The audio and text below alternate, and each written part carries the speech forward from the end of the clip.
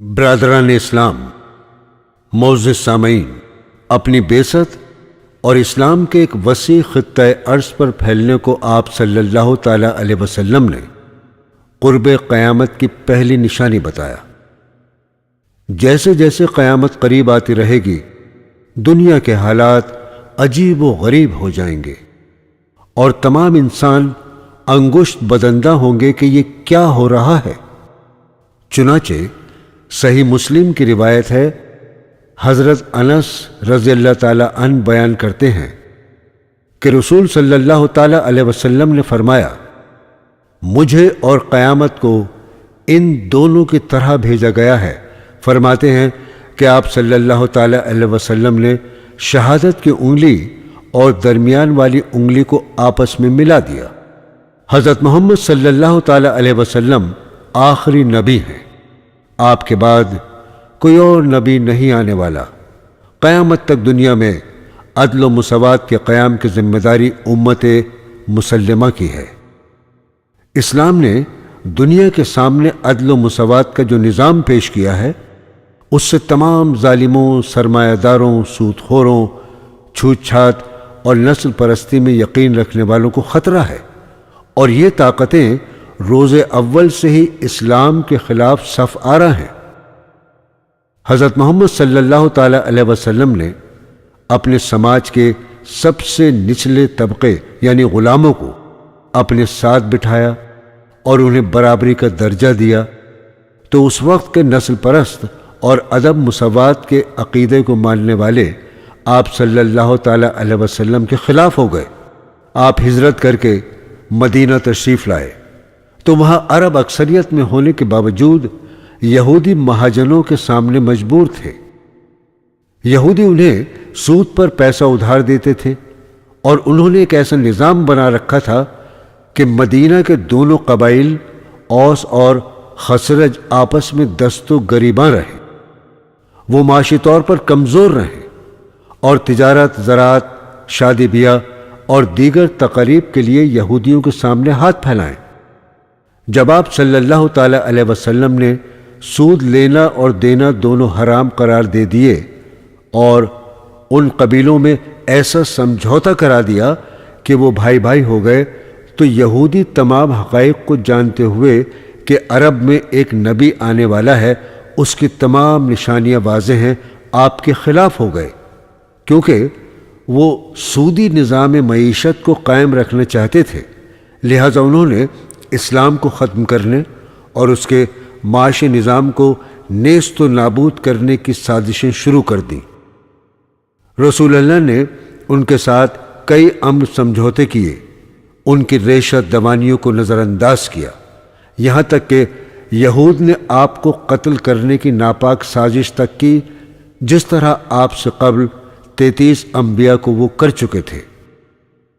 یہود اسلام کے خلاف ہمیشہ متحرک رہے، اور آخر کار انہیں 29 سال بعد حضرت عثمان رضی اللہ تعالی عنہ کے دور میں مسلمانوں میں اختلاف ڈالنے اور ان کے اتحاد کو کمزور کرنے کا موقع مل گیا، جب یمن کے ایک یہودی عبداللہ بن سبا نے حضرت عثمان کے خلاف کوفیوں اور مصریوں کو کھڑا کر دیا، اور مسلمان شیعان علی اور شیعان عثمان کے خانوں میں تقسیم ہو کر باہم دست و گریباں ہو گئے۔ حضرت ابو بکر رضی اللہ تعالی عنہ کے دور خلافت سے فتوحات کا جو سلسلہ شروع ہوا تھا، اس پر بریک لگ گیا، اور مسلمانوں کے ہاتھوں مسلمانوں کو قتل ہونے لگا، اور اس طرح یہودیوں نے اسلام کے خلاف ایک بڑی کامیابی حاصل کی۔ ایران کا بادشاہ کسریٰ دنیا میں خدا کا نمائندہ مانا جاتا تھا، اور اس کی خدا کی طرح پرستش کی جاتی تھی۔ ایران میں رائج زرتشتی مذہب بھی اسے خدا کا نمائندہ قرار دیتا تھا۔ وہاں عوام کی حیثیت بھیڑ بکریوں جیسی تھی۔ بادشاہ، امراء اور دینی رہنما عیش و عشرت کی زندگی گزارتے تھے، ان کے لیے قانون میں کوئی سزا نہیں تھی، تمام قوانین رعایا کے لیے تھے۔ مسلمانوں نے ایران فتح کر کے اسلام کا مساوی اور اخلاقی نظام رائج کیا، 600 سالوں سے بادشاہ کو خدا ماننے والی قوم کے حلق سے اسلام کی یہ دینی تعلیمات نیچے نہیں اتری اور وہ اسلام کے خلاف ہو گئے۔ ان میں سے کچھ نے اسلام قبول کر لیا، لیکن اکثریت کے دل و دماغ میں قدیم پارسی تہذیب اور وراثت میں چلنے والی شاہی خون کی بادشاہت کا تصور نہیں مٹا، اور ابو مسلم خراسانی جیسے لوگوں نے خلافت بنو امیہ کو مٹا کر خلافت عباسی قائم کی اور قدیم پارسی تہذیب کے اس تصور کو باقی رکھنے کی کوشش کی کہ بادشاہ زمین پر خدا کا نمائندہ ہے اور اس کی خدا کی طرح پرستش ہونی چاہیے۔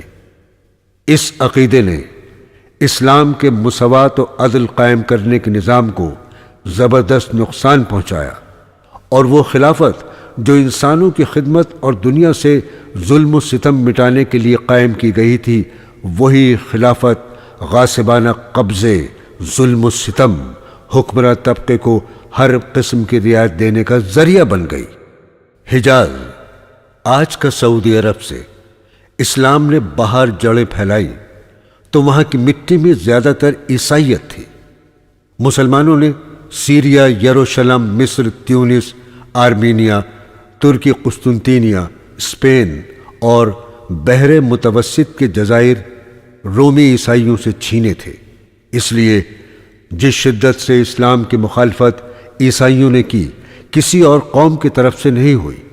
چنانچہ حضرت عمر رضی اللہ تعالی عنہ کے دور خلافت میں سیریا اور یروشلم کی فتح کے بعد ہی روم نے دین اسلام کو اپنا سب سے بڑا دشمن قرار دے دیا، اور عیسائی ملکوں نے اسلام کے خلاف ایک محاذ بنا کر مسلسل جنگوں کا سلسلہ شروع کر دیا، جنہیں صلیبی یعنی مقدس جہاد کہتے ہیں۔ اس طرح تاریخ کا مختصر جائزہ لینے کے بعد پتہ چلتا ہے کہ تمام طاغوتی، استحصالی، عدم مساوات، نسل پرستی اور شیطانی عقائد کی حامل طاقتیں کسی نہ کسی صورت میں اسلامی تعلیمات پر حملہ آور ہوتی رہتی ہیں۔ سامی مذاہب یعنی یہودیت، عیسائیت اور اسلام کے ماننے والوں کا عقیدہ ہے کہ باطل قوتوں کا سردار ابلیس یعنی شیطان ہے، وہ انسان کا سب سے بڑا دشمن ہے، کیونکہ حضرت آدم علیہ السلام کو سجدہ نہ کرنے کی پاداش میں اللہ تعالیٰ نے لعنت کا طوق اس کے گلے میں ڈال کر جنت سے نکال دیا تھا۔ شیطان انسان کے اس روحانی حصے پر سب سے زیادہ حملہ کرتا ہے جسے نفس کہا جاتا ہے۔ وہ نیکی اور اچھائی پر نفسانی خواہشات اور برائی کو غالب کرنے کی تگ و دو میں ہر وقت مصروف رہتا ہے۔ دنیا بھر میں قتل و غارت گری، استحصال، بے انصافی، غلامی، لوٹ کھسوٹ، عصمت دری اور فحاشی کے لیے شیطان ذمہ دار ہے۔ اسے وہ قوتیں حاصل ہیں جن سے انسان محروم ہے۔ اس نے اللہ تعالیٰ سے تا قیامت انسان کو بے راہ رو کر کے اسے نقصان پہنچانے کی مہلت مانگ لی ہے۔ سامی مذاہب کے علاوہ آریائی مذاہب، ہندو دھرم، بدھ دھرم، زرتشت اور دیگر مذاہب میں بھی نیکی کے دیوتا کے ساتھ ساتھ برائی کے دیوتا کا تصور ہے۔ آج دنیا میں نسل پرست، استحصالی، سامراجی، زر پرست اور شیطانی قوتوں کو دجال کا بے صبری سے انتظار ہے۔ دجال اولاد آدم میں سے ہے یا شیطان ہے؟ رسول اللہ صلی اللہ تعالی علیہ وسلم کے اقوال سے تو وہ اولاد آدم ہی ہے، کیونکہ آپ نے اس کی جسامت، قد و رنگ وغیرہ انسانوں کا ہی بتایا ہے۔ مختلف احادیث میں اس کی صفات اس طرح بیان فرمائی ہیں کہ وہ جوان مرد ہوگا، پستہ قد ہوگا، اس کا رنگ سرخ ہوگا، چوڑے سینے والا اور کشادہ پیشانی والا ہوگا، اس کی داہنی آنکھ خراب ہوگی، وہ پچکے ہوئے انگور جیسی لگے گی، جبکہ بائیں آنکھ پر موٹا ناخونہ ہوگا، اس کے دونوں آنکھوں کے درمیان کاف فے رے لکھا ہوگا، اسے ہر مسلمان پڑھ لے گا، خواہ وہ لکھنا پڑھنا جانتا ہو یا نہ جانتا ہو، اس کے کوئی اولاد نہیں ہوگی۔ دجال کے پاس بے پناہ قوتیں ہوں گی۔ وہ جسمانی طور پر ہی طاقتور نہیں ہوگا، بلکہ وہ ایسے ایسے فریب دے گا کہ بڑے بڑے عقل مندوں اور صاحب ایمان لوگوں کی عقلیں دنگ رہ جائیں گی۔ اس کے پاس صرف دنیاوی چیزیں ہی نہیں، وہ چیزیں بھی ہوں گی جنہیں ہم نے اپنی آنکھ سے نہیں دیکھا۔ مثال کے طور پر حضرت ابو ہریرہ رضی اللہ تعالی عنہ کہتے ہیں کہ ایک دن رسول کریم صلی اللہ تعالی علیہ وسلم نے فرمایا، میں تمہیں دجال کے بارے میں ایسی بات بتاتا ہوں جو کسی نبی نے اپنی قوم سے نہیں بتائی۔ دجال کانا ہوگا اور وہ اپنے ساتھ دوزخ اور جنت کی مانند دو چیزیں لائے گا۔ پس وہ جس چیز کو جنت کہے گا حقیقت میں آگ ہوگی، لہذا میں تمہیں دجال سے ڈراتا ہوں جس طرح نوح علیہ السلام نے اپنی قوم کو ڈرایا تھا۔ ایک ایمان والے شخص کو دجال کے سامنے لایا جائے گا۔ وہ شخص کہے گا کہ ہرگز نہیں، تو جھوٹا مسیح ہے۔ دجال کی طرف سے اسے چیرنے کا حکم دیا جائے گا۔ اسے سر کی طرف سے آرے سے چیرا جائے گا۔ سر اور دونوں پاؤں الگ الگ کر دیے جائیں گے۔ دجال اتراتا ہوا اس کے چرے ہوئے بدن کے بیچ میں ٹہلے گا اور پھر کہے گا، کھڑا ہو جا۔ وہ ایمان والا شخص بالکل سیدھا کھڑا ہو جائے گا۔ تب دجال اس سے پوچھے گا، اب تو مجھ پر ایمان لے آئے گا؟ وہ شخص جواب دے گا، ہرگز نہیں، اب تو میرا یقین اور پختہ ہو گیا اور میری بصیرت اور بڑھ گئی۔ جس طرح تو نے مجھے پہلے قتل کیا اور پھر دوبارہ زندہ کیا، اس سے مجھے کامل یقین ہو گیا کہ تو ہی جھوٹا دجال ہے۔ رسول اکرم صلی اللہ تعالی علیہ وسلم نے فرمایا، دجال اس شخص کو پکڑ کر دوبارہ ذبح کرنا چاہے گا، مگر ہنسلی کی ہڈی تک اس کی گردن کو تانبے کا بنا دیا جائے گا، یعنی کوئی ہتھیار اس پر اثر نہیں کرے گا۔ اس کے علاوہ دجال بارش کا حکم دے گا تو بارش ہونے لگے گی۔ اس کے پاس خوراک کے بڑے بڑے ذخیرے ہوں گے۔ اس کی رفتار اتنی تیز ہوگی کہ وہ لمحوں میں کئی کلومیٹر سفر طے کر لے گا۔ جس سواری پر وہ سوار ہوگا اس کے دونوں کناروں کے درمیان 40 گز کا فاصلہ ہوگا۔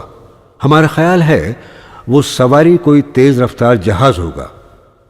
بائبل میں دجال کو اینٹی کرائسٹ کہا گیا ہے، جو دنیا میں ہر طرف بدی پھیلائے گا۔ وہ نیکیوں کو ختم کرنے والا اور دنیا کا امن و امان برباد کرنے والا ہوگا۔ بائبل کی جن عیسائی علماء نے تفسیر لکھی ہے، ان کا دعویٰ ہے کہ وہ تمام انسانوں پر سیاسی، معاشی اور مذہبی غلبہ حاصل کر لے گا۔ وہ کھل کر خدائی کا دعویٰ کرے گا اور حق کی مخالفت کرے گا۔ بائبل میں کہیں اسے درندہ تو کہیں امن و امان کا دشمن کہا گیا ہے۔ حضرت فاطمہ بنت قیس نے یہ واقعہ بیان کیا ہے، ایک روز رسول اللہ صلی اللہ تعالی علیہ وسلم نے مسجد میں موجود لوگوں سے مسجد کے باہر نہ جانے کو کہا کہ میں نے تمہیں اس لیے جمع کیا ہے کہ تمیم داری جو ایک نصرانی شخص تھا آیا اور مسلمان ہوا، اور اس نے مجھ کو ایک ایسا واقعہ سنایا جو مسیح دجال کے بارے میں ان باتوں کے مطابق ہے جو میں تمہیں بتایا کرتا ہوں۔ مجھ سے تمیم داری نے بیان کیا کہ وہ ایک دن قبیلہ جذام کے 3 آدمیوں کے ساتھ ایک بحری کشتی میں سوار ہو کر روانہ ہوا، اور پانی کی لہر 1 مہینے تک کشتی کے سواروں سے کھیلی، یعنی لہریں کشتی کو ادھر ادھر اٹھا کر پھیرتی رہیں، یہاں تک کہ اس موج نے کشتی کو غروب آفتاب کے وقت ایک جزیرے کے قریب پہنچا دیا، اور سارے سوار چھوٹی کشتیوں میں بیٹھ کر جو بڑی کشتی سے جڑی ہوئی تھیں جزیرے میں پہنچ گئے۔ وہاں انہیں ایک چوپایا ملا جو بہت بالوں والا تھا، اور بالوں کی کثرت سے یہ معلوم نہیں ہوتا تھا کہ اس کا آگا پیچھا کہاں ہے۔ لوگوں نے اسے دیکھ کر بڑی حیرت سے کہا کہ تجھ پر افسوس ہے کہ تو کون ہے اور کیا ہے، یعنی تیری اصل اور ماہیت کیا ہے؟ اس چوپائی نے جواب دیا کہ میں جاسوس اور خبر رساں ہوں۔ تم لوگ میرے ساتھ اس شخص کے پاس چلو جو محل میں ہے اور تمہاری خبریں سننے کا بہت شوق ہے۔ تمیم داری نے بیان کیا کہ جب اس چوپائی نے ہم سے ایک شخص کے پاس چلنے کو کہا تو ہمیں بڑا ڈر لگا کہ وہ شخص کہیں انسان کی شکل و صورت میں شیطان نہ ہو۔ بہرحال ہم تیزی سے اس چوپائی کے ساتھ چل دیے، اور جب دیر میں داخل ہوئے تو کیا دیکھتے ہیں کہ وہاں ایک بہت بڑے ڈیل ڈول والا نہایت خوفناک شخص موجود ہے۔ اس جیسی شکل و صورت والا آدمی ہم نے پہلے کبھی نہیں دیکھا تھا۔ وہ نہایت مضبوط رسی سے بندھا ہوا تھا۔ اس کے ہاتھ گردن تک اور گھٹنوں کے درمیان سے ٹخنوں تک لوہے کی زنجیر سے جکڑے ہوئے تھے۔ ہم نے اس کو دیکھ کر بڑی حیرت کے ساتھ کہا کہ تجھ پر افسوس ہے، تو کون ہے اور کیا ہے؟ اس نے جواب دیا، جب تم نے مجھ کو پا لیا اور معلوم کر لیا اور یہاں تک پہنچنے میں کامیاب ہو گئے ہو تو اب میں تم سے اپنے بارے میں کچھ نہیں چھپاؤں گا، سب کچھ بتا دوں گا، لیکن پہلے مجھے اپنے بارے میں بتاؤ کہ تم کون ہو اور کہاں سے آئے ہو۔ ہمارے لوگوں نے بتایا، ہم عرب لوگ ہیں، بحری کشتی یعنی جہاز سے سوار ہوئے تھے۔ سمندری طوفان نے ہمیں 1 مہینے تک گھیرے رکھا اور ہماری کشتی نے یہاں لا کر چھوڑا۔ ہم جزیرے میں اتر گئے۔ یہاں ہمیں ایک بالوں والا چوپایا ملا اور اس نے کہا کہ میں جاسوس ہوں، تم لوگ اس کے پاس جاؤ جو محل میں ہے۔ چنانچہ ہم بڑی تیزی کے ساتھ تیرے پاس چلے آئے۔ کئی باتوں کے بعد اس نے پوچھا، مجھے اہل عرب کے نبی کے بارے میں بتاؤ، اس نے کیا کیا؟ ہم نے کہا، انہوں نے مکہ چھوڑ دیا ہے اور اب یثرب یعنی مدینہ کو ہجرت کر گئے ہیں۔ اس نے پوچھا، کیا عرب کے لوگ ان سے ڈرتے ہیں؟ ہم نے کہا، ہاں۔ پھر اس نے پوچھا، انہوں نے عربوں کے ساتھ کیا معاملہ کیا؟ ہم نے اس کو بتایا کہ وہ نبی عربوں پر غالب آ گئے ہیں، جو ان کے قریب ہیں انہوں نے ان کی اطاعت قبول کر لی ہے۔ اس نے کہا، ان لوگوں کا ان کی اطاعت کرنا ہی بہتر ہے، اور اب میں تمہیں اپنے بارے میں بتاتا ہوں۔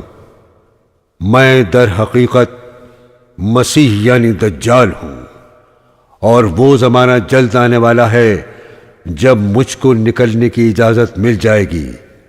اس وقت میں نکلوں گا اور 40 دنوں تک دنیا میں پھروں گا، یہاں تک کہ کوئی آبادی نہیں چھوڑوں گا جس میں داخل نہیں ہوں گا، سوائے مکہ اور مدینہ کے۔ یہ دونوں شہر مجھ پر حرام قرار دیے گئے ہیں۔ اس ممائنت کی صورت یہ ہوگی کہ جب میں ان دونوں شہروں میں سے کسی میں داخل ہونا چاہوں گا تو میرے سامنے ایک فرشتہ آ جائے گا جس کے ہاتھ میں ننگی تلوار ہوگی۔ وہ فرشتہ مجھے اس شہر میں داخل ہونے سے روکے گا۔ راوی کہتے ہیں کہ رسول اللہ صلی اللہ تعالی علیہ وسلم نے تمیم داری کا یہ واقعہ بیان کرنے کے بعد صحابہ پر اپنی خوشی ظاہر کی کہ دیکھو، دجال کے بارے میں تمہیں کچھ بتاتا تھا، اس کی پوری تصدیق اور تائید اس واقعے سے ہو جاتی ہے۔ نیز آپ صلی اللہ تعالی علیہ وسلم نے تمام شہروں پر مدینہ کی فضیلت اور بڑائی کو ظاہر کرنے کے لیے جوش میں اپنے عصا کو منبر پر مار کر 3 مرتبہ فرمایا، یہ ہے طیبہ، یہ ہے طیبہ یعنی مدینہ۔ پھر فرمایا، یاد رکھو میں تمہیں یہی بات بتایا کرتا تھا۔ صحابہ نے کہا، ہاں آپ ہمیں اسی طرح کی بات بتایا کرتے تھے۔ اس کے بعد آپ نے فرمایا، جان لو دجال شام کے سمندر میں ہے، وہ مشرق سے نکلے گا۔ یہ فرما کر آپ نے ہاتھ سے مشرق کی جانب اشارہ کیا۔ تمیم داری کا واقعہ کوئی دیو پریوں کی کہانیوں کا قصہ نہیں ہے۔ ایک صحابی رسول صلی اللہ تعالی علیہ وسلم نے آپ سے جو کچھ بیان فرمایا آپ نے اس کی تصدیق فرمائی۔ معزز سامعین، اب پیش ہیں دجال کے خروج سے پہلے کے واقعات۔ حضرت نافع بن عتبہ رضی اللہ تعالی عنہ سے روایت ہے کہ فرمایا رسول اللہ صلی اللہ تعالی علیہ وسلم نے، تم جزیرہ عرب میں جہاد کرو گے، اللہ تعالیٰ تمہیں اس میں فتح فرمائے گا۔ پھر تم اہل فارس سے جنگ کرو گے، ان پر بھی اللہ تمہیں فتح فرمائے گا۔ پھر تم روم یعنی یورپ اور امریکہ سے جہاد کرو گے اور اللہ تعالیٰ اس پر بھی تمہیں فتح عطا فرمائیں گے۔ پھر تم دجال سے جنگ کرو گے، اس پر بھی اللہ تعالیٰ تمہیں فتح عطا فرمائیں گے۔ حضرت ابو ہریرہ رضی اللہ تعالی عنہ سے روایت ہے کہ فرمایا رسول اکرم صلی اللہ تعالی علیہ وسلم نے، قیامت اس وقت تک قائم نہیں ہوگی یہاں تک کہ رومی یعنی اہل یورپ آماق یا دامق شام کے شہر حلب کے نزدیک ایک چراگاہ میں اتریں گے۔ ان کی طرف ایک لشکر روانہ ہوگا مقابلے کے لیے، جو ان دنوں زمین والوں میں سب سے نیک لوگ ہوں گے۔ جب عربوں سے مقابلے کی سکت نہیں رہے گی تو توران سے سیاہ پگڑیوں والے لشکر مقابلے کے لیے آئیں گے۔ توران افغانستان اور ازبیکستان وغیرہ کے علاقوں کو کہا جاتا ہے جہاں طالبان نے روس اور امریکہ کو بھاگنے پر مجبور کر دیا تھا۔ ایک روایت ہے کہ نبی کریم صلی اللہ تعالی علیہ وسلم نے دجال کے متعلق فرمایا، بے شک وہ عراق اور شام کے درمیانی علاقے سے نکلے گا۔ حضرت معاذ بن جبل رضی اللہ تعالی عنہ بیان کرتے ہیں کہ نبی کریم صلی اللہ تعالی علیہ وسلم نے فرمایا، بیت المقدس کی آبادی مدینہ کی تخریب کا سبب ہے اور مدینہ کی تخریب جنگ و جدال کا سبب ہے، اور جنگ و جدال قسطنطینیہ کی فتح کا سبب ہے، اور قسطنطینیہ کی فتح دجال کے نکلنے کا سبب ہے۔ جی ہاں، بیت المقدس کو مسمار کر کے ہیکل سلیمانی کی تعمیر کا وقت قریب آ گیا ہے۔ یوں تو اسرائیل نے 1980 میں یروشلم کو دارالسلطنت بنانے اور مسلمانوں کو وہاں سے نکالنے کے ساتھ ہی بیت المقدس کو مسمار کرنے کا شیطانی منصوبہ بنا لیا تھا۔ گزشتہ 37 سالوں سے بیت المقدس اور اس کے آس پاس یہودیوں کی شرنگیزی، مسجدوں اور انبیاء کے مزارات کی بے حرمتی اور فلسطینیوں کی نسل کشی کے واقعات بڑھ چکے ہیں۔ جب یہودی صلیبیوں کے ساتھ مل کر مسجد اقصی کو شہید کر دیں گے اور عرب حکمراں آنکھوں پر پٹی باندھے اور کان میں روئی ٹھونسے ہاتھ پر ہاتھ دھرے بیٹھے رہیں گے تو فلسطینی مسلمانوں اور عرب عوام کا خون کھول اٹھے گا۔ وہ بطور احتجاج اٹھ کھڑے ہوں گے۔ پورے مشرق وسطی اور دنیا میں جہاں مسلمان آباد ہیں زبردست احتجاجی مظاہرے ہوں گے۔ وہاں کے صلیب و یہود پرست حکمراں مسلمانوں کے احتجاج کو پوری قوت سے دبانے کی کوشش کریں گے۔ اس میں زبردست قتل عام ہوگا۔ مسلم دنیا میں صورتحال یہ ہوگی کہ مسلمانوں کا یہودیوں کے خلاف جوش و غضب جو سن 1945 سے کھول رہا ہے وہ آتش فشاں کی طرح پھٹ جائے گا، اور اس کے لاوے میں تمام عرب تانہ شاہ، بادشاہ اور مغرب پرست عیاش حکمراں بہہ جائیں گے۔ امریکہ اور یورپ والے اپنے پٹھوں کو بچانے کے لیے دوڑیں گے، ان سے بھی مسلمانوں کا ٹکراؤ ہوگا۔ اس وقت دنیا بھر کے سچے مسلمان اور حقیقت پرست غیر مسلم ایک پلیٹ فارم پر جمع ہوں گے۔ تمام شیطانی اور طاغوتی قوتیں بشمول دجال کو خدا ماننے والے مسلم حکمراں یہود و نصارہ کے ساتھ حق کی آواز دبانے کے لیے ایک ہی صف میں کھڑے ہوں گے۔ یہ جنگ اتنی خطرناک صورت اختیار کر لے گی کہ اس میں زبردست تباہی مچے گی۔ اس جنگ کو بائبل میں آرماگڈون کہا گیا ہے۔ آپ کو یہ بھی بتا دیں کہ ترک سلطان محمد فاتح نے سن 1457 میں قسطنطنیہ کو فتح کیا تھا۔ یہ شہر یورپ میں واقع ہے اور آج اسے استنبول کے نام سے جانا جاتا ہے۔ اس شہر کا نام رومن بادشاہ کانسٹنٹائن کے نام پر رکھا گیا تھا اور اس کی عیسائی دنیا میں بڑی عزت تھی۔ اہل روم کو استنبول سینے میں پھانس کی طرح محسوس ہوتا ہے اور وہ قطعی نہیں چاہتے کہ ان کی عظمت کا نشان رہا یہ شہر مسلمانوں کے قبضے میں ہو۔ میرے عزیزوں، حالانکہ خنزیر کو یہودیت، عیسائیت اور اسلام میں ناپاک اور گندہ جانور کہا گیا ہے، اس کا گوشت کھانا حرام ہے، لیکن یہودی اس کا گوشت بہت پسند کرتے ہیں۔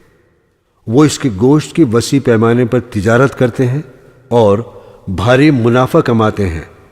لفظ پگ انگریزی زبان میں اردو کی طرح گالی کے لیے استعمال ہوتا ہے، چنانچہ یہودیوں کے نزدیک یہ ایک معصوم جانور ہے جس سے لوگوں کو غذا ملتی ہے۔ انہوں نے اس کا نام سور سے بدل کر یعنی پگ سے بدل کر سوائن رکھ دیا ہے۔ دراصل سور کے گوشت کی بڑی عجیب تاثیر ہے۔ اس کا گوشت استعمال کرنے والے کے اندر شرم و حیا بالکل ختم ہو جاتی ہے اور وہ شہوت پرست ہو جاتا ہے۔ جانوروں میں سب سے زیادہ شہوت سور اور چوہے میں ہوتی ہے۔ خنزیر مادہ ہو یا نر، ہر وقت غلبہ شہوت میں مبتلا رہتے ہیں، اسی لیے دنیا بھر کے شہوت پرست زناکاری سے قبل شراب کے ساتھ خنزیر کا گوشت کھاتے ہیں اور ساحل سمندر، پارکوں اور پبلک پلیسز پر زناکاری کرتے ہیں۔ دنیا کو شہوت کی گندگی سے لتھیڑنے کے لیے یہودیوں نے اس کا گوشت، چربی اور دیگر چیزیں گھر گھر پہنچانے کا ذمہ لے لیا ہے۔ میرے عزیزوں، صہیونیوں کے مسیحا دجال کو حضرت عیسیٰ اپنے ہاتھ سے قتل کریں گے اور وہ لد واقع اسرائیل کے مقام پر مارا جائے گا۔ اس بابت حضرت مجمع بن حاربہ رضی اللہ تعالی عنہ سے روایت ہے، ابن مریم دجال کو بابل لد کے مقام پر قتل کریں گے۔ یہ مقام اسرائیل میں ہے اور صہیونی حکومت نے یہاں فوجی اڈہ قائم کیا ہے۔ اس مقام پر فوجی اڈہ بنانے کا مقصد ہی یہ ہے جب دجال حضرت عیسیٰ علیہ السلام سے بچتا بچاتا یہاں پہنچے تو اس کی حفاظت کے لیے دجالی لشکر تیار ہو اور وہ اپنے پورے سامان حرب کے ساتھ دجال کا قتل کرنے والے لشکر سے مقابلہ کر سکے۔ دجال کے خاتمے کے ساتھ ساتھ دنیا سے یہودیوں کا اقتدار بھی ختم ہو جائے گا۔ آج پوری دنیا میں یہودی مٹھی بھر ہیں۔ اگر دنیا بھر کی عسکری طاقت کا موازنہ کیا جائے تو اسرائیل عسکری اعتبار سے سب سے زیادہ مضبوط ملک ہے۔ دنیا کی سپر پاور کہے جانے والا امریکہ دراصل یہودیوں کی مٹھی میں ہے۔ امریکی معیشت کی ریڑھ سمجھے جانے والے بینک، ہتھیاروں کے کارخانے اور ہالی ووڈ ان کے قبضے میں ہے۔ امریکی صدر یہودیوں کی پسند کا آدمی بنتا ہے۔ یہودی ہی مشرق وسطیٰ اور اسلامی ملکوں کے بارے میں امریکی خارجہ پالیسی وضع کرتے ہیں۔ دوستو، یہاں اتنی لمبی تمہید باندھنے کا مقصد یہ ہے کہ ہر عروج کو زوال ہے۔ آج اسرائیل اپنی طاقت اور دولت کے نشے میں مست عروج کی بلندیوں پر ہے۔ اس کا زوال طے ہے اور اس سے پہلے وہ دجال کے ذریعے پوری دنیا پر اپنی برتری اور حکومت قائم کرنے کی جدوجہد کر رہا ہے۔ اس نے سائنس اور ٹیکنالوجی میں زبردست ترقی کی ہے، یہاں تک کہ ریگستان میں زراعت اور باغبانی کے طریقے بھی ایجاد کر لیے ہیں۔ صہیونی پورے اسرائیل میں غرقد نام کے درخت اگا رہے ہیں۔ یہ درخت جگہ جگہ وسیع پیمانے پر کیوں اگائے جا رہے ہیں؟ ابن ماجہ میں ایک حدیث ہے جس کا ایک حصہ ہم یہاں آپ کو سنا رہے ہیں۔ جب حضرت عیسیٰ علیہ السلام دجال کو قتل کر چکیں گے تو پھر اللہ تعالیٰ یہودیوں کو شکست دے گا۔ یہ حال ہو جائے گا کہ یہودی اللہ کی پیدا کی ہوئی چیزوں میں سے جس چیز کی آڑ میں چھپے گا اس چیز کو اللہ بولنے کی طاقت دے گا، پتھر ہو یا درخت ہو یا دیوار ہو یا جانور، سوائے ایک درخت جس کو غرقد کہتے ہیں، وہ یہودیوں کا ہمدرد درخت ہے، اس لیے نہیں بولے گا جب یہودی اس کے پیچھے چھپے گا۔ دریا نیل سے مدینہ منورہ تک کو یہودی اپنی مملکت قرار دیتے ہیں۔ انہوں نے اپنی عظیم مملکت کا جو نقشہ بنایا ہے اس میں مصر سے لے کر فلسطین، اردن، شام، عراق اور حجاز تک شامل ہے۔ مصر کو وہ اپنا ملک اس لیے مانتے ہیں کہ 250 سال تک وہ وہاں رہے اور فرعون مصر نے انہیں اپنا غلام بنا کر ان کا جینا دوبر کر دیا تھا، تو حضرت موسیٰ علیہ السلام نے فرعون کے ظلم و ستم سے انہیں بچایا اور دریائے نیل پار کر کے فلسطین کے علاقے میں لے آئے۔ مدینہ منورہ اسرائیلی کتابوں میں آخری نبی کی آمد کا مقام ہے، اس لیے یہودی آپ کی بعثت سے کئی سو سال قبل مدینہ آ کر بس گئے۔ انہیں امید تھی کہ آخری نبی انہی کی قوم سے ہوں گے، لیکن آپ حضرت اسماعیل کی اولاد سے اور عرب تھے۔ اس بات سے یہودیوں کو بڑی مایوسی ہوئی اور انہوں نے آپ صلی اللہ تعالی علیہ وسلم کے خلاف سازشیں شروع کر دی۔ پانی سر تک پہنچ گیا تو آپ نے یہودیوں کو مدینے سے نکلنے کا حکم دیا اور حضرت عمر رضی اللہ تعالی عنہ کے زمانے میں انہیں شام میں بسا دیا گیا۔ تب سے یہودی مسلمانوں سے خار کھائے بیٹھے ہیں اور انہیں پوری امید ہے کہ جس مدینہ منورہ سے انہیں نکال دیا گیا تھا ان کا خدا دجال آ کر وہاں قبضہ کر لے گا اور یہودیوں کا اقتدار دوبارہ قائم ہو جائے گا۔ لہذا وہ عراق کے کرد علاقے میں بڑی بڑی زمینیں خرید چکے ہیں۔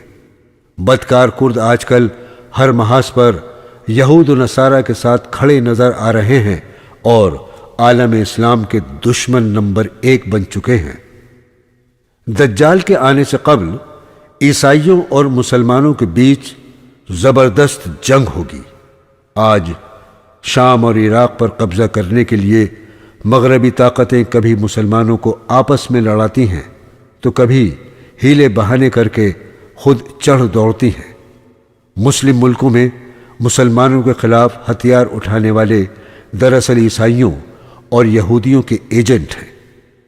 آج شام میں دہشت گردی ختم کرنے کے نام پر جو جنگ لڑی جا رہی ہے وہ دراصل اسی جنگ کی شروعات ہے جس میں رفتہ رفتہ اور ممالک ملوث ہو جائیں گے، لیکن حق پرست مسلم مجاہدین کی تمام کوششوں کے باوجود انہیں شکست نہیں ہوگی۔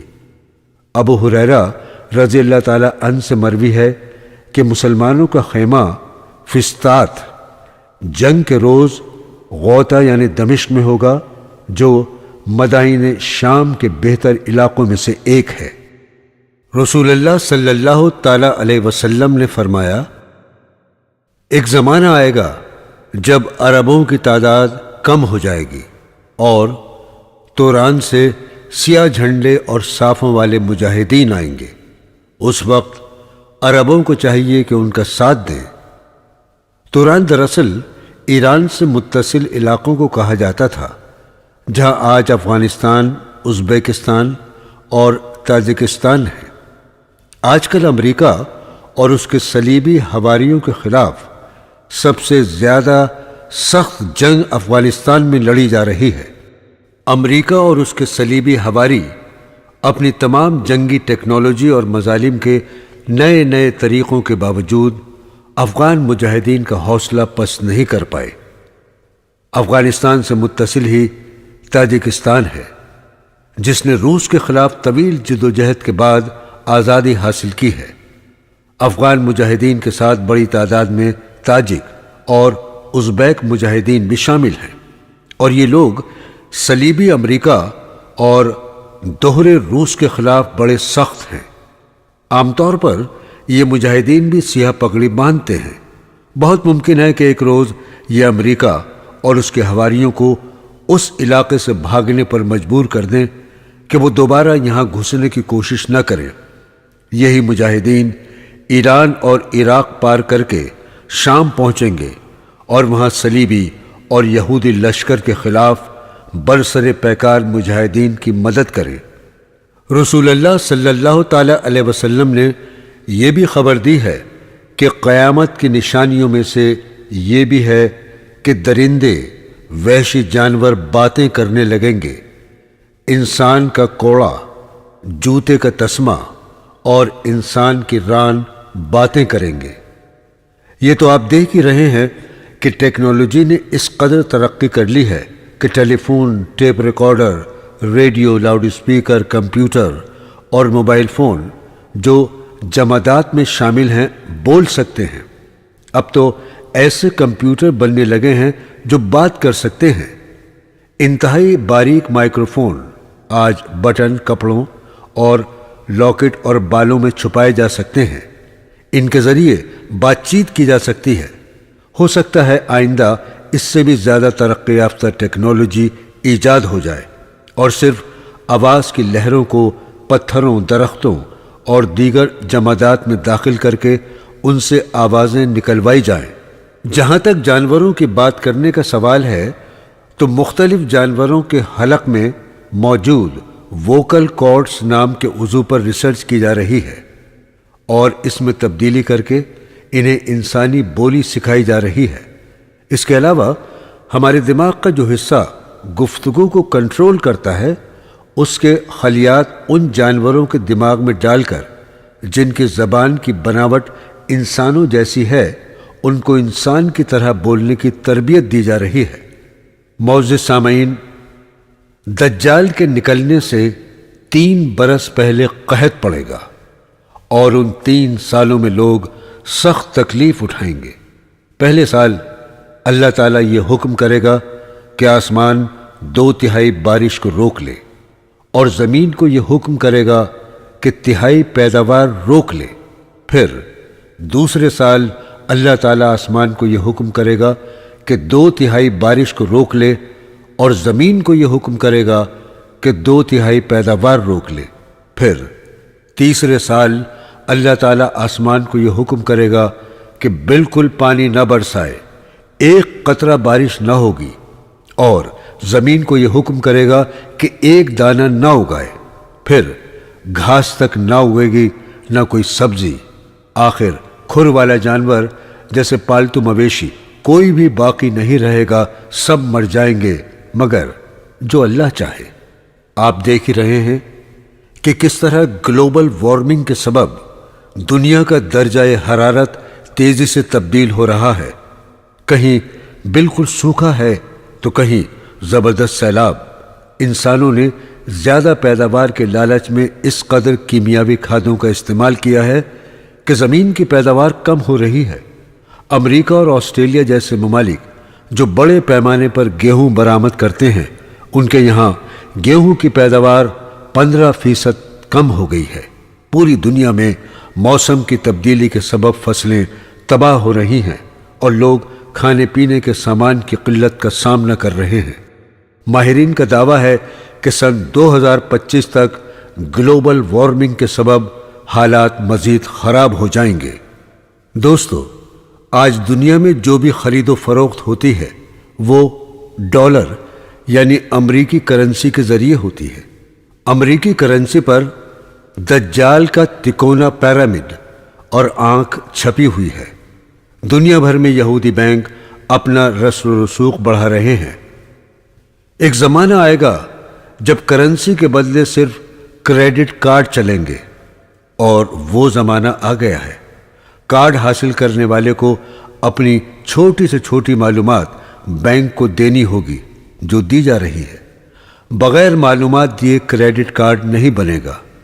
دجال اور اس کے حواری ہی یہ طے کریں گے کہ کون شخص کیا خرید سکتا ہے اور کیا نہیں۔ معزز سامعین، کون لوگ دجال کے پیروکار ہوں گے اور کن اقوام کو اس سے عارضی دنیاوی فائدہ ہوگا؟ سب سے زیادہ یہودیوں کو دجال کا انتظار ہے۔ یہودیوں کا شروع سے ہی دنیا پر حکومت کرنے اور ہر انسان کو اپنا غلام بنانے کا سپنا رہا ہے۔ مدینہ کے لوگ ان سے قرض لیتے تھے اور ایک طرح ان کے تسلط کو قبول کرتے تھے۔ رسول اکرم صلی اللہ تعالی علیہ وسلم نے مدینہ آ کر اسی تسلط کو ختم کیا تو یہودی آپ کی جان کے دشمن ہو گئے۔ حضرت ابو ہریرہ رضی اللہ تعالی عنہ سے روایت ہے کہ رسول خدا صلی اللہ تعالی علیہ وسلم نے فرمایا، دجال ضرور بالضرور حوض اور کرمان کے علاقوں سے 70,000 یہودیوں کے ساتھ اترے گا۔ ان کے چہرے چپٹے ہوں گے جیسے ہتھوڑے۔ یہودی عقیدہ رکھتے ہیں کہ مسیح دجال ہی وہ مسیح ہے جس کا انتظار قوم یہود کو ہے۔ یہودیوں کا عقیدہ ہے کہ حضرت داؤد علیہ السلام کی نسل میں سے ایک آدمی کو اللہ ملک عطا فرمائے گا اور یہ شخص مسیح دجال ہے۔ یہودی دجال کے جلد ظاہر ہونے کے لیے دعائیں کر رہے ہیں۔ وہ اپنے تہواروں پر اس کے لیے خصوصی دعاؤں کا اہتمام کرتے ہیں۔ دنیا کو دجال کی عبادت پر راضی کرنے کے لیے یہودی الیکٹرانک اور پرنٹ میڈیا کا بھرپور استعمال کر رہے ہیں۔ انہوں نے ہالی ووڈ میں کئی ایسی فلمیں بنائی ہیں جن میں دجال کو بھیانک اور بد شکل ہونے کے باوجود انسانوں کا نجات دہندہ، رحم دل، مصلح اور دنیا کو تحفظ دینے والا دکھایا ہے۔ انہوں نے ایسے متعدد کامکس اور کارٹون پروگرام بنائے ہیں جن کے ذریعے دنیا بھر میں مسیح دجال کے پیروکار تیار کرنا اور اسے سپر ہیرو بنا کر پیش کرنا ہے۔ بائبل میں ہے کہ دجال اسرائیلیوں کے ساتھ 7 سال کا معاہدہ کرے گا۔ اسرائیل اس کا مرکز بنے گا۔ دنیا بھر کے کفار جو وحدانیت کے منکر اور شیطان کی پرستش کرنے والے ہیں، ہر اس شخص کو خدا کا درجہ دے دیتے ہیں جو کسی غیر معمولی قوت کا حامل ہوتا ہے۔ مثال کے طور پر کوئی شخص آگ میں ہاتھ ڈال دے، پانی پر چل کر دکھائے، کسی لا علاج مرض کو اچھا کر دے، کسی کے بارے میں کچھ کہہ دے اور وہ ہو جائے تو فوراً اس کی پرستش شروع کر دیتے ہیں۔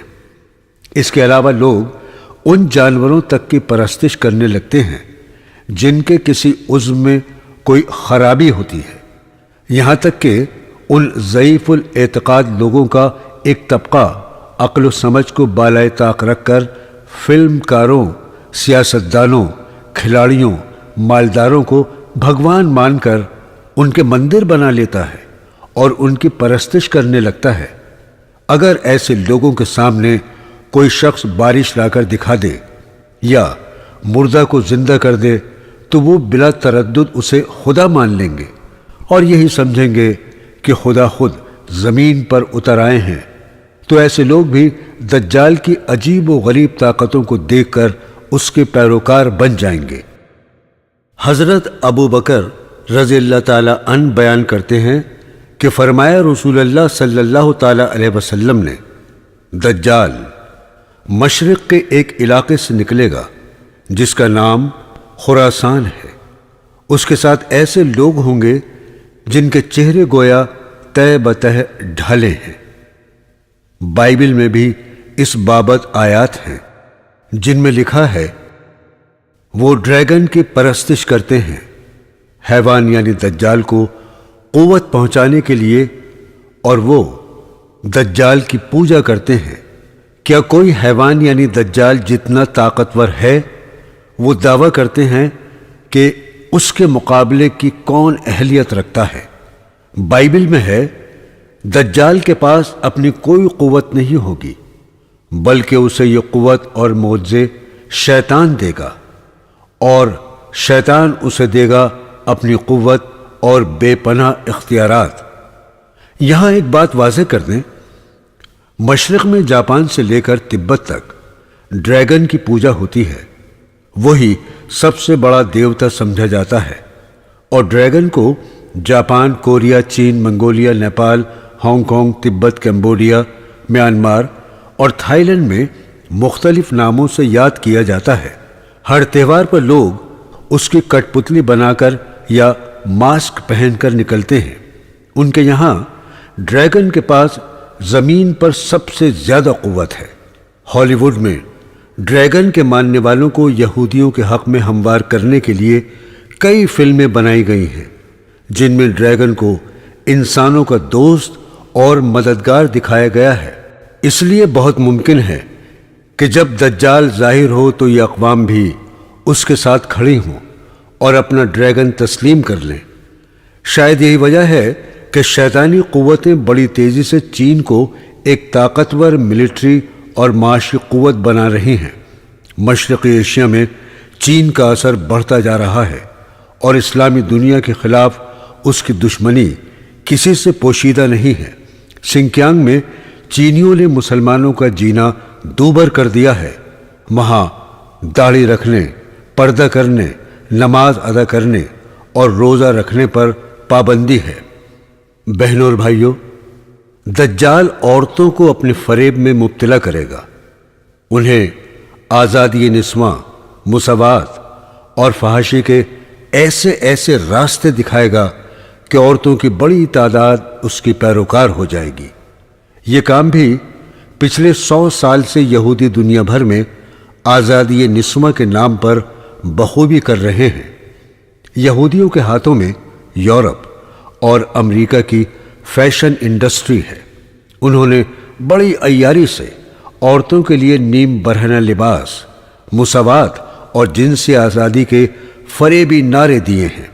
فلمی صنعت، ٹیلی ویژن، انٹرنیٹ، رسالوں اور اخبارات کے ذریعے گھر گھر فیشن کا سامان، جدید ترین کپڑے، زیورات، سینڈلز اور خوشبوئیں پہنچا دی ہیں۔ یہودیوں نے عورتوں کے لیے خصوصی سگریٹ اور شرابیں ایجاد کی ہیں۔ عربوں اور دیگر مسلم ملکوں کے امیر بھی مغربی طرز زندگی کے دلدادہ ہو چکے ہیں۔ امریکہ کی خاتون یہودی ممبر پارلیمنٹ نے دنیا بھر میں عورتوں کو آزادی کا نعرہ دیا ہے اور انہیں ہر قسم کی بدکاری پر مائل کیا ہے۔ آج پوری دنیا میں اشتہارات اور فلموں میں عورت کے جسم کا بیجا استعمال ہو رہا ہے۔ پورن انڈسٹری یعنی فحش فلموں کا کاروبار یہودیوں کے ہاتھوں میں ہے اور انہوں نے ان فلموں میں عیاشی کرنے والی عورت کو جدید عورت کا آئیڈیل بنا کر پیش کیا ہے۔ آج دنیا بھر کے ٹی وی شوز، کلچرل پروگراموں میں بلو فلموں کی اداکاراؤں کو مہمان خصوصی کے طور پر مدعو کیا جاتا ہے۔ ان کے پیشے کو برائی نہیں بلکہ ایک فن کے طور پر پیش کیا جاتا ہے۔ لاطینی امریکہ، ایشیا اور افریقہ میں مڈل کلاس کی عورتیں یہودیوں کے لائے گئے آرائشی سامان کی طرف تیزی سے راغب ہو رہی ہیں۔ فیشن، عریانیت اور جنسی آزادی عورت کو شیطان اور دجال کا پیروکار بنانے کے سب سے مؤثر ہتھیار ہیں۔ شاید آپ کو یہ جان کر تعجب ہو کہ بلو فلموں میں کام کرنے والی رومن کیتھولک اور مسلمان اداکاراؤں کو خاص اہمیت دی جاتی ہے اور ان کی تشہیر پر زیادہ دھیان دیا جاتا ہے۔ رسول اللہ صلی اللہ تعالی علیہ وسلم نے فرمایا، دجال قنات کے راستے پر دلدلی جگہ پر اترے گا اور اس کی طرف نکلنے والوں میں زیادہ تر عورتیں ہوں گی، یہاں تک کہ انسان اپنی ماں، بہن، بیٹی یا پھوپھی کو اس خوف سے باندھ ڈالے گا کہ کہیں وہ دجال کی طرف نہ چلی جائیں۔ رسول اللہ صلی اللہ تعالی علیہ وسلم نے دجال کے زمین پر رہنے کی مدت کے بارے میں بتایا، وہ 40 دن تک زمین میں رہے گا۔ پہلا دن سال کے برابر ہوگا، دوسرا دن مہینے کے برابر ہوگا، تیسرا دن 1 ہفتے کے برابر ہوگا، باقی 37 ایام تمہارے عام دنوں کی طرح ہوں گے۔ معزز سامعین، دجال کے فتنے سے بچنے کا طریقہ۔ حضرت ابو امامہ باہلی رضی اللہ تعالی عنہ سے روایت ہے کہ رسول اللہ صلی اللہ تعالی علیہ وسلم نے فرمایا، جو کوئی اس کی آگ سے آزمایا جائے اسے چاہیے کہ اللہ سے مدد طلب کرے۔ دجال کے آنے کی خبر سن کر تو اس سے ملاقات کی جائے، نہ ہی اس کے قریب جایا جائے۔ اس کے پاس ایسے ایسے شعبدے ہوں گے اور وہ اس قدر دھوکے باز اور شاطر ہوگا کہ مضبوط ایمان والا آدمی بھی اس کے بہکاوے میں آ جائے گا۔ وہ بھی اس کی اتباع کرنے لگے گا اور اس کا حامی بن جائے گا۔ جب وہ مردوں کو زندہ کرے گا، بارش برسائے گا، بجلی اور ہوا اس کے قبضے میں ہوگی، وہ جنت اور جہنم دکھائے گا تو انسان اسے خدا سمجھنے لگے گا اور بہک جائے گا۔ حضرت عمران بن حسین رضی اللہ تعالی عنہ سے روایت ہے کہ رسول اکرم صلی اللہ تعالی علیہ وسلم نے فرمایا، جو کوئی دجال کے بارے میں سنے اسے چاہیے کہ وہ اس سے دور رہے۔ اللہ کی قسم، اس کے پاس کوئی آدمی آئے گا، وہ سمجھ رہا ہوگا میں مومن ہوں، تو اس کے ساتھ جو شبہات دے کر بھیجا گیا ہے اس کی پیروی کرنے لگے گا۔ ایک زمانہ آئے گا کہ یا تو علم کی کمی یا دجال کا بڑا فتنہ نہ سمجھنے کے سبب لوگ دجال کو بھول جائیں گے۔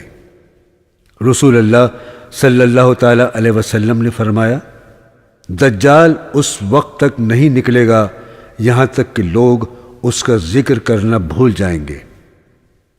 حضرت ابو درداء رضی اللہ تعالی عنہ سے روایت ہے کہ رسول اللہ صلی اللہ تعالی علیہ وسلم نے فرمایا، جو آدمی سورہ کہف کی ابتدائی 10 آیات یاد کر لے گا وہ دجال کے فتنے سے محفوظ رہے گا۔ دوستو، جیسا کہ ہر زمانے میں ایمان والوں کی ایک جماعت حق کے لیے جہاد کرتی رہے گی اور طاغوت کا مقابلہ کرے گی، اس دور میں بھی ایسے مسلمان ہوں گے جو دجال کا مقابلہ کریں گے۔ حضرت حذیفہ بن اسید رضی اللہ تعالی عنہ بیان کرتے ہیں، بے شک رسول خدا صلی اللہ تعالی علیہ وسلم نے خروج دجال، مہدی اور ان کے ساتھیوں کی دجال سے جنگ کی تیاری کے متعلق فرمایا، یہاں تک کہ دجال مدینہ آئے گا، وہ اس کے بیرونی علاقے پر غالب آئے گا اور اندرون شہر اسے داخل ہونے سے روک دیا جائے گا۔ پھر وہ بیت المقدس پہاڑ کے علاقے میں آئے گا، مسلمانوں کی ایک جماعت اس کا محاصرہ کرے گی۔ مسلمانوں کا امیر ان سے کہے گا، تم اس سرکش سے مقابلے کا انتظام کر رہے ہو، یہاں تک کہ تم اپنے رب سے جا ملو، یا اللہ فتح دے۔ وہ آپس میں مشورہ کریں گے۔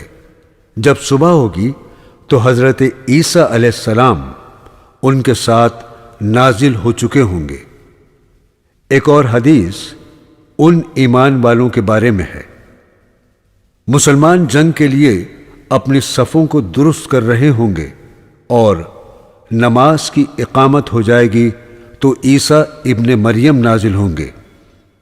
رسول خدا صلی اللہ تعالی علیہ وسلم نے عرب کے قبیلے بنو تمیم کی تعریف کی کیونکہ وہ بڑی سختی سے دجال کا مقابلہ کریں گے۔ رسول اللہ صلی اللہ تعالی علیہ وسلم نے فرمایا، بنو تمیم کے لیے خیر کے سوا کچھ نہیں، وہ نیزوں کے لحاظ سے دجال پر زیادہ لمبے ہیں۔ تو سامعین حضرات، آج کل کے حالات کی روشنی میں ابھی آپ دجال کی آمد اور اس کے فتنوں کے بارے میں چند صحیح احادیث کے حوالے سے یہ تقریر سن رہے تھے۔ معلوماتی اور سبق آموز تقریر کے لیے ہمارے چینل کو ضرور سبسکرائب کریں۔